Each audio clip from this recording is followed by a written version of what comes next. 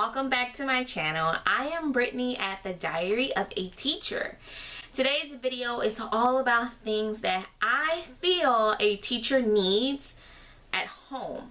So we have all of these things in the classroom, but these are just some of the things that I feel that in order to be productive at home or to maximize your time at home, if you're a teacher who doesn't like to stay late after school, these are things that will definitely come in handy and that will help you. So I am going to start with my first thing. My first thing is definitely a computer. I am not saying at all this computer, I am just saying a computer. If you are a first year teacher, most likely you have not gotten your computer yet. You probably won't get your computer until new teacher orientation or new teacher introduction. I'm not sure what they call it, but you probably won't get it until then. So you will need a computer if you can afford it, to start making resources, to start looking things up, to check out your school. You'll even need it right now if you're in college. It's your last year to start filling out applications and doing things on the computer. So my first recommendation is definitely a computer. If you're new to teaching or if you're still in college, more than likely you will get a school computer. It all depends. Some teachers have desktop computers. In my district, we have laptops. My laptop right now is over there in my closet. I have not touched that thing since I got home.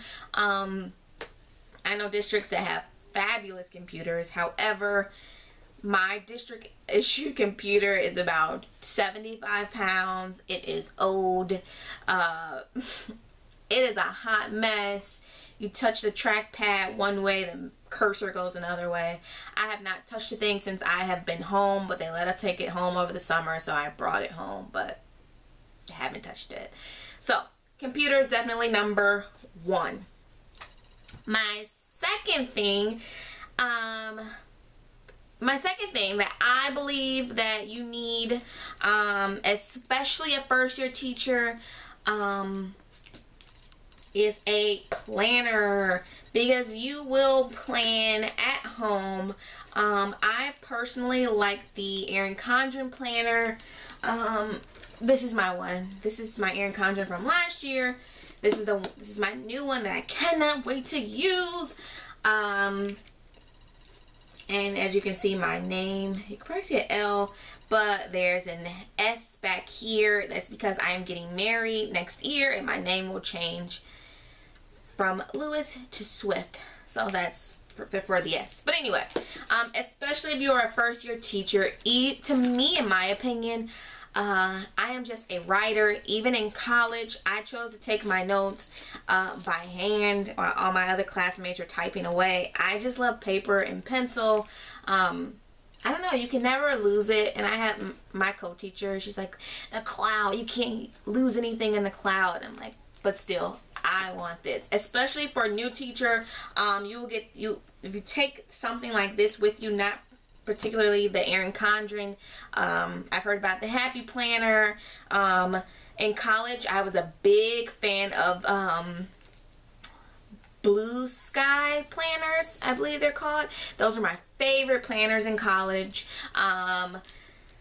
You will just need something. These come with pockets and everything. As a new teacher orientation, your mentor teacher, you will have meetings that you will get notes and that you will need to like stick them all somewhere. That's why I highly recommend this. You can plan at home. You can take it to work. For me, this is something that I can't forget. Like, it's big, and so if it's not in my teacher bag, I'm like, something's missing. Like, you can't really forget this, but you can't forget the computer either. So it's all about preference, in my opinion. I just think paper and a good old-fashioned planner that you can write in, and it's really, really pretty. Let me know if you want me to do a video all on my new planner. Totally will. I totally love the Erin Condren planners, and I even have a referral link below if you would like $10 off. That's number two.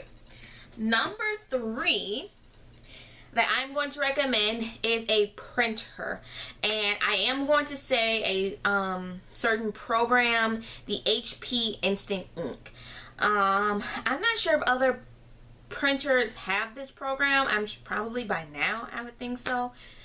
But the HP Instant Ink, you are charged monthly. I do the highest one, and I get at $10 is taken out of my account monthly, and I get 300 pages, and it's almost like those old cell phone plans where if you don't use it, it rolls over. And so I know in December, January, May are times where I'm just like, done. I am not printing anything. I'm definitely rolling over those 300 pages into those next months. You're charged $10.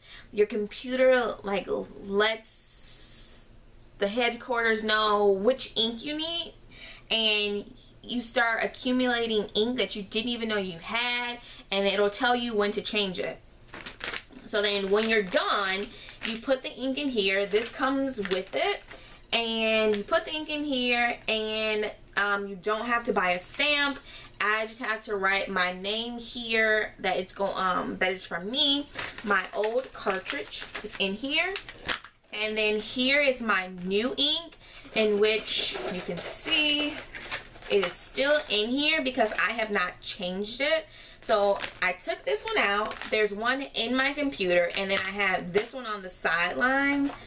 Like, you get backed up with ink. I have not ran out so far, and I have been in this program for about 3.5, maybe 4 years. My dad introduced me to the program. My dad's very techie, so introduced me to the program, and this is it tells you which one. This is the tricolor, and I believe I just changed to black. So maybe my tricolor is probably getting really low, and then soon it'll tell me, hey, you need to change it. And then I already have this. And then in this box, so when I take out the other cartridge, I have another little poly envelope to send that one. And it just gives you some other stuff. So that is what I would truly recommend. It's $10 a month, but there are different plans. I have $10. I have the 300 page. I believe there's a 200 page and a 100 page option. Don't quote me. I am not sure. My fourth thing, so these two things go together, is a laminator and the laminating pouches. So I actually have two laminators.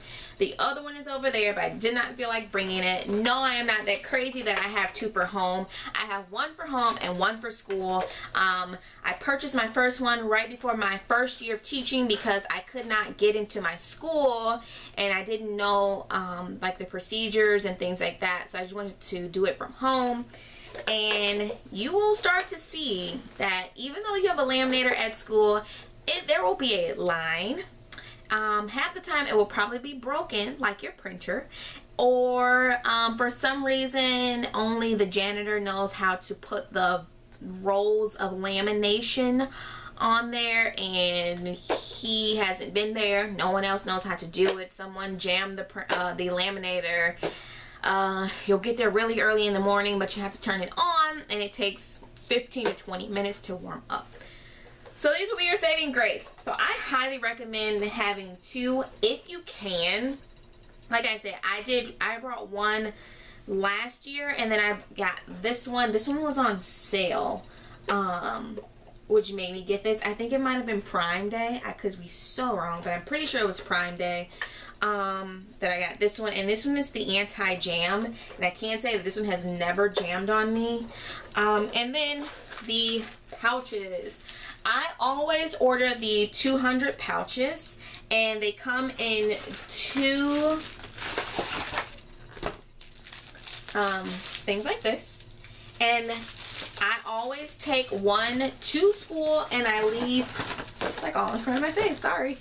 I always take one to school and I leave one at home, because like I said, you will see that at school, even though you have a laminator, you will see all of the issues. First year teachers, you will see all of the issues that you have with your laminator and the copy machine. You might be fortunate enough to have 3 to 4 copy machines. We have 2 and they are always down. If you're fortunate enough to have a printer in your classroom, that is even more spectacular, but that would never work for me because I like to print weeks worth of copies because the printer is always down, which will soon be in my series for my first year teachers about printing and getting things that you really need out the way because you never know. So that was number 4. Number 5. Number 5, mine is over there, is paper, white paper and color paper. Like I said, with HP Instant Ink, I don't have to worry. I get 300 pages. I am probably well over that. I don't know.